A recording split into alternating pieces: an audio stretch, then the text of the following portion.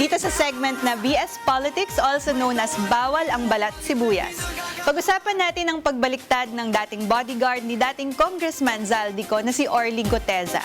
Binawi ni Goteza ang testimonya sa sinasabing pagde-deliver ng male-maletang pera kay dating House Speaker Martin Romualdez. Setyembre ng nakaraang taon, umamin si Goteza na nagpadala siya ng mga maletang naglalaman daw ng kickback para kay Romualdez. Pero sa panibagong salaysay, sinabi ni Goteza na pinilit lang siya ni Senador Rodante Marcoleta at dating Congressman Mike Defensor na gumawa ng akusasyon laban sa kongresista. Tinawag naman ng ombudsman na classic pressure tactic ang pagbawi ng testimonya sa high-profile case tulad ng kay Romualdez. Pero nanindigan ng kampo ng kongresistang wala silang kinalaman sa pagbabaliktad ng testigo. Kaya naman ang tanong ng bayan, ano nga bang dahilan ng pagbaliktad ni Goteza? Sasagutin natin yan dito lang sa Balat Sibuyas! Ano bang dahilan? Bakit? Bawal ang pikon! Huwag kang BS! Balat Sibuyas! Trending ang pagbabaliktad ngayon. Yes. Nagsimula dun sa unti-unting nauubusan na 18 marites. Oo. Na ilan na lang, nauubusan na rin sila ng mga pangalan para sa mga, habang umuunti yung mga number, nagiging magnificent 15, Oo. courageous 15. Pag 14 na yan, hindi ko alam. Iba na, no? Unlucky 13. Diba? Pero ako, isa sa unang mga masasabi ko dito ay parang ano, no? Kasi kung may touch of gold, parang si Senator Marcoleta at saka si Congressman Mike Defensor, parang kiss of death, no? Parang touch of poison. Anything na hawakan nila, mukhang napapahamak lang nila yung mga inahawakan nila. At nasabihan nila na safe. Ay, tama. Sabi niya, Mark safe daw si Senator Jinggoy. Ayun po. BJMP sila dyan. Malapit na makumpleto, di ba? Pero, kasi, di ba, parang yung mga tinouch nila na kaso, mukhang nagbabaliktaran. And actually, it's very concerning, At maaari sigurong madagdag itong kaso kay Senator Marcoleta. I'm not sure, no? Wala kasi si Senator Dino De Leon natin, ang ating legal expert here, no? I think there should be something about na hindi mo maaaring i-coach, pilitin, na maggumawa, di ba? Peking technically, it's a fake testimony, no? A fake affidavit na sinumpaan mo, sinubmit mo sa Senado, di ba? Sa Blue Ribbon, no? But apparently, galing pala kasi coach pala ni Senator Marcoleta at Congressman Defensor, di ba? So, baka madagdagan pa yung mga kaso nila, mapahamak na naman sila. Eh, di ba parang si Senator Marcoleta din nung siya pa tagapangulo ng Blue Ribbon Committee, nagkaroon ng issue doon sa notaryong isa na hindi naman pala nagpa-notaryo na peke pala. So parang mukhang yan nga talaga yung nangyayari. No? Parang pag hinahawakan nila, ibig sabihin, talagang may pagmamanipula, parang lumalabas na gano'n nangyayari. No? Pero ang point ko, nakakatakot, no? Sa mga taong kunyari sila yung nagpe-presenta dahil na-discover nila, parang tila iniiwan din nila sa ere. Kasi hindi nang reklamo ni Goteza na parang pagkatapos daw niya magsalita sa Blue Ribbon Committee, ay parang ginost. Parang ginost din siya nila. Nakakulong eh. Ay, kaya siguro talagang fully ghosted na sila. Pero parang medyo nakikita ko yung pattern na pag katapos kanilang pakinabangan, nakuha na nila yung headline at nagamit na nila yung naratibo para i-push yung kanilang gustong i-push, ay parang kakalimutan na. So baka may mga tao pa na napangakuan nitong mga senador at kongresista na ito na magdiin ng ilang mga individual, baka magdalawang isip na po tayo kasi parang ang track record po nila ay iniiwan po kayo sa ere. At saka, I think ang nakakagalit dito dahil nga binawi ni Goteza yung kanyang salaysay, no? Ay patuloy kasi na ginagamit yung galit ng mga tao doon sa mga maanumalyang flood control projects para sa mga sarili nilang pampolitikang interes. At ang nangyayari dito ay napapahina yung laban, napapanagot yung mga totoong sangkot kung gumagawa ng peking testimonya. Pipilitin ng mga testigo na gumawa ng mga hindi totoong detalye, di ba? Kung totoong sangkot si former Speaker Martin Romualdez, the best evidence should be used. Kung yung ibang mga sangkot, the best evidence should be used because anything less actually is a disservice to Filipino people na nanghahanap ng accountability. And in fact, baka yun yung isang pinakamalaking problema dito sa ating bansa kasi pork barrel scandal, 'di ba? Yung Napoles scam, no? Ang daming napapalaya kasi poor yung testimony, poor evidence yung ginagamit, no? Ang totoong istisya, makukuha natin kung talagang yung ating mga nasa ombudsman, yung ating mga nasa prosecution, no? Kailangan nyo po talagang patibayin yung kaso. Kasi kapag dumating yan sa Sandigan Bayan, tapos madidismiss lang, ang lalabas tuloy, wala naman palang nakinabang dun sa mga maanumalyang flood control projects. Lugi na naman yung taong bayan. Lalo na ngayon, bang-bahan na naman, diba? Yun nga nangyayari. Talagang parang sinasadya bang palabnawin o palabuin yung mga usapin para tila palayuin na naman tayo dun sa usapin ng hustisya. Na parang magkakalito. Kasi ang taong bayan, binabaha ka na. Araw-araw dinadala mo yung problema na makakauwi ba ako ng maaga ngayon o uuwi na ako ng umaga ngayon dahil stranded na ako sa baha. Araw-araw dinadanas sa mga tao yung problema sa baha at sa traffic. At dahil sa pihit-pihit ng iba-ibang mga kampo dahil sa kanilang political na interest, talagang lumalayo tayo dun sa hustisya. So kawawa na naman ng taong bayan. So tara, balik natin. I-focus natin yung usapin sa flood control o sa anumang issue ng korupsyon dito sa Pilipinas ay ang ebidensya. No, kailangan bigyan din natin ng sapat na ebidensya at ang tamang ebidensya. At yung mga, hindi na natin isama yung mga taong maaaring implicate. Kaya nga ako, tingin ko, dapat wala na sa Senado yung usapin ng flood control. Ilagay na natin dapat din siguro lumayo na ang Senado sa usapin ng flood control. Ilagay na natin sa DOJ, sa tamang sa mga tamang korte na titingin ito. Dahil obviously, yung mga taong maaaring kasama dun sa kaso, ay sila din yung sisilip eh.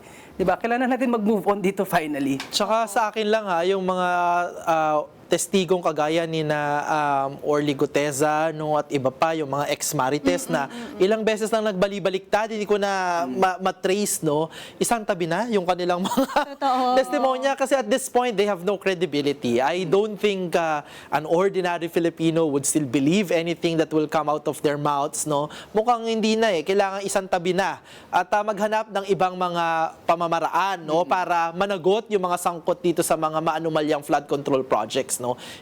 Sabi nga ni Carlo, no, hanap po tayo ng mga ebidensya, no. May isa pa po doon, no, si Congressman Saldico, nakabakasyon pa din sa Europa. At matagal-tagal na yung kanyang huling last video, ha? Ay, oo nga, no, wala na. Parang wala na tayong update. Ang huling na balita ay muntik nang maaresto, pero nawala na ulit sa balita. Oo, diba? Sa akin, wag tayo bibitaw. Diba? Yung strategy or yung tactic ng guluhin mo yung naiintindihan ng publiko tungkol sa ganitong klase ng mga kaso, basang-basa na natin yan eh. Nakita na natin, I've seen this film a million times, diba? So parang kailangan, at this point, eksperto na tayo sa lokohan. So, i-claim na natin yung pagiging eksperto bilang publiko sa ganitong lokohan, pero wag tayong bibitaw doon sa patuloy na panghihingi ng pananagutan.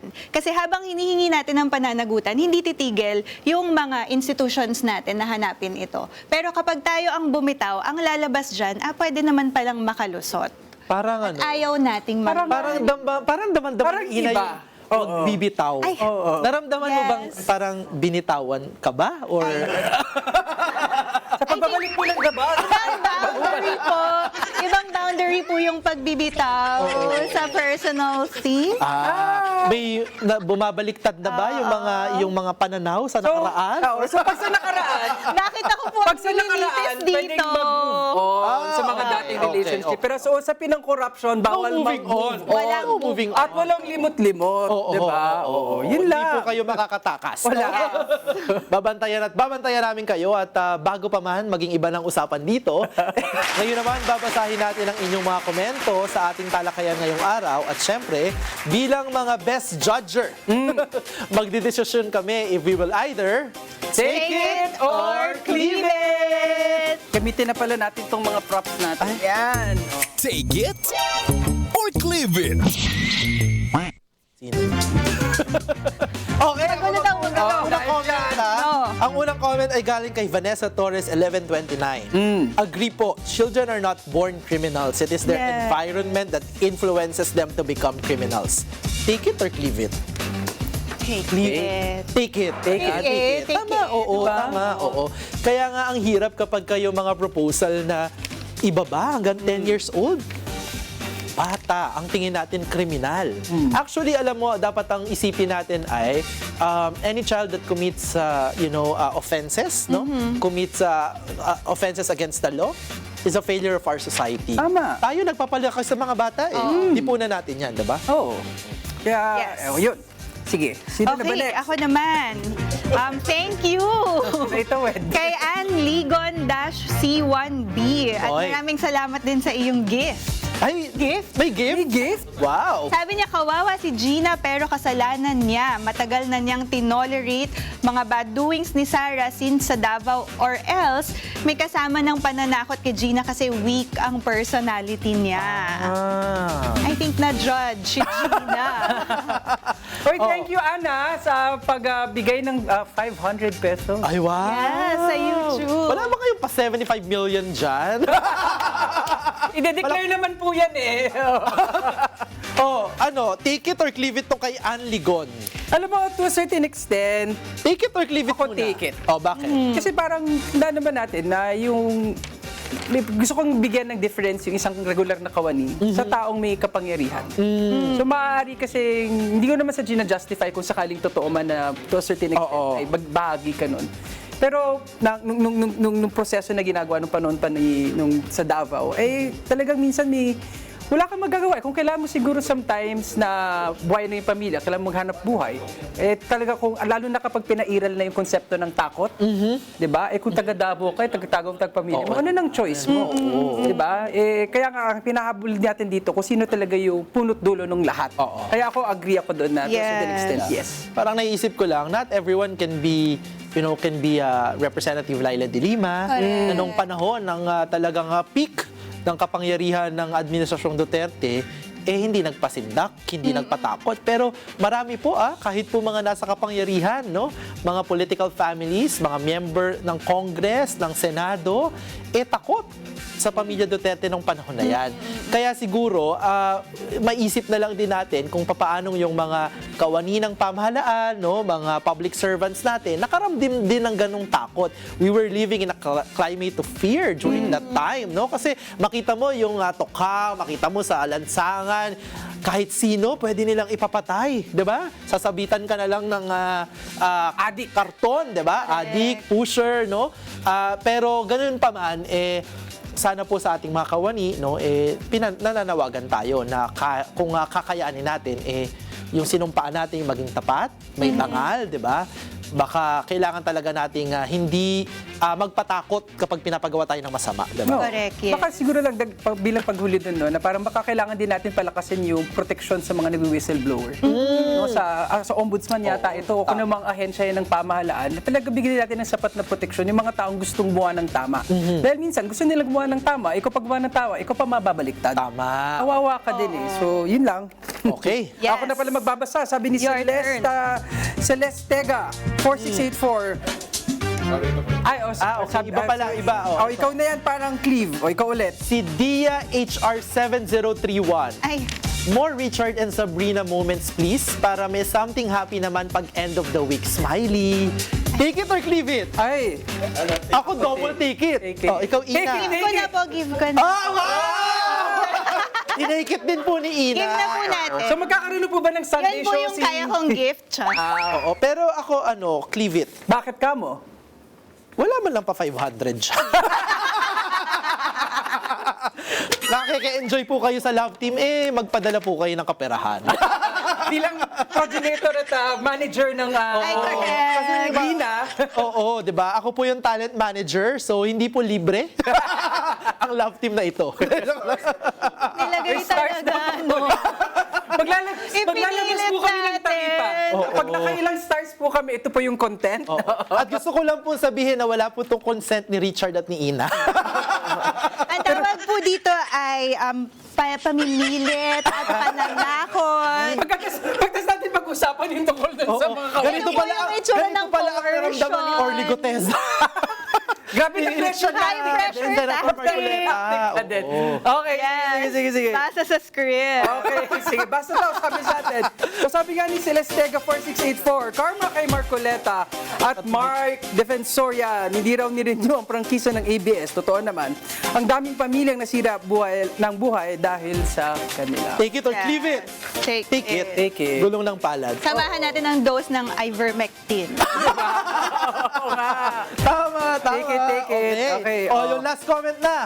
Okay, that's Sunday ngayon. Sabi ni Jesus Saves, 6528. Oh. Kapag iisa, malamang 3 o'clock prayer na, kapag iisang saloobin para sa bansa at mamamayang Pilipino, hindi kami patitinag dito. Kami, with due respect for the country, for humanity, Wow. Philippines Yan. emoji. Take Philippines it flag or cleave emoji. it? Take it. A million. Jesus, take the oo. wheel. Ako, cleave it. Bakit ka? Bakit cleave? Nandito kayo, wala si Senator Dino. Hindi, sino ang ating winners? Ilan ba winners natin This today? afternoon. Dalawa. Dalawang winner. Ako para na ding ma-ROI na din si Ann Ligon. Piliin na din natin, no? Kada 500 po isang Okay na. Bawing-bawi na din. Okay, Okay, sige so si po. Ann na yung isa. By default, pag nag-500 po kami, tato po kayo. Thank you, Ann. Opo, Sino pag ba isa? tinogay niyo po yan kung ano po yung mukbangayan namin, papadalan din po namin kayo. Sige, ayan po. So meron na tayo kay Ann. Gusto niyo ba si Balikan Jesus natin si Saves? Kasi ang Vanessa. ganda na ano. Sino? Si Vanessa or si Jesus Say? Oo, sinong mas gusto natin? Parang hirap naman, linggo ngayon, tapos sasabihin mo, ayaw mo si Jesus. So, si Jesus Saves. Oo, tsaka dahil manood po kayo kay Jess Falsis ng... Just asking. Yes. Just asking. Just asking. Ayan. Okay, sige. So, si Jesus Saves at saka si Ann Ligon. Congratulations. Kayo po ang aming napiling winner. Okay, at congrats sa ating mga napili. Sabi nga ni Jesus Saves, kapag iisang sa loobin para sa bansa at mamayang Pilipino, hindi tayo patitinagin. Pinapaalala ng Team Pinas sa atin every week.